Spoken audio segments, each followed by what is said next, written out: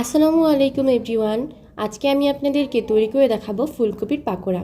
ফুলকপির পাকোড়া তৈরি করার জন্য ফুলকপির ভিতরে দিয়ে দিতে হবে পানি এবং লবণ এবং একটি ঢাকনার সাহায্যে ফুলকপিটাকে ঢেকে আমি 2 থেকে 3 মিনিট ফুলকপিটাকে সিদ্ধ করে নেব।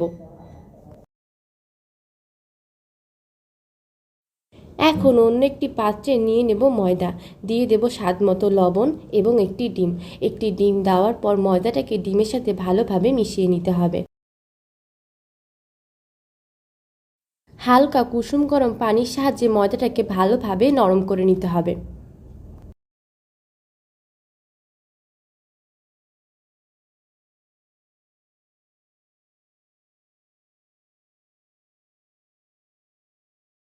ফুলকপিটাও হাফ সিদ্ধ হয়ে গেছে। এখন ফুলকপিটাকে নামিয়ে ফেলতে হবে। একটি চামচের সাহায্যে ছেঁকে ফুলকপিটাকে অন্য একটি পাত্রের ভিতরে তুলে ফেলবো।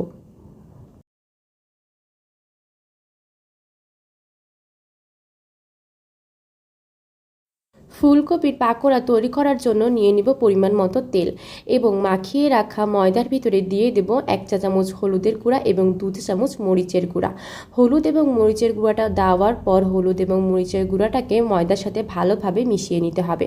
মেশানো হয়ে গেলে এক এক করে সিদ্ধ করা ফুলকপিগুলোকে ময়দার ভিতরে দিয়ে ভালোভাবে ময়দার সাথে ফুলকপিটাকে মিশিয়ে নিতে হবে। মেশানো হয়ে গেলে এক এক করে ফুলকপিগুলোকে তেলের ভিতরে দিয়ে দিতে হবে।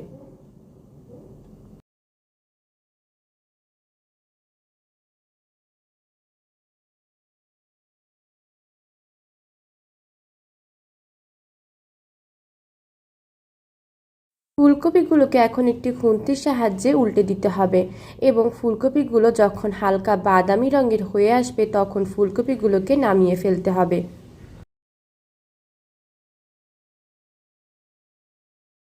ফুলকপিগুলো বাদামি রঙের হয়ে এসেছে।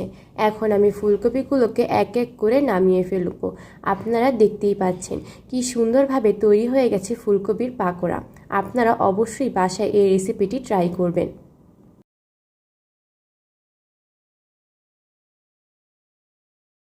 এখন আমি এক এক করে বাকি ফুলকপিগুলোকেও ভেজে ফেলবো। তৈরি হয়ে গেল দারুণ স্বাদের ফুলকপির পাকোড়ার রেসিপি।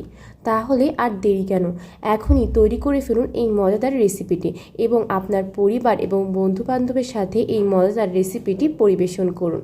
তাহলে আজকে এই পর্যন্তই। আবার কোনো একদিন দেখা হবে আপনাদের সাথে নতুন কোনো এক মজাদার রেসিপি নিয়ে।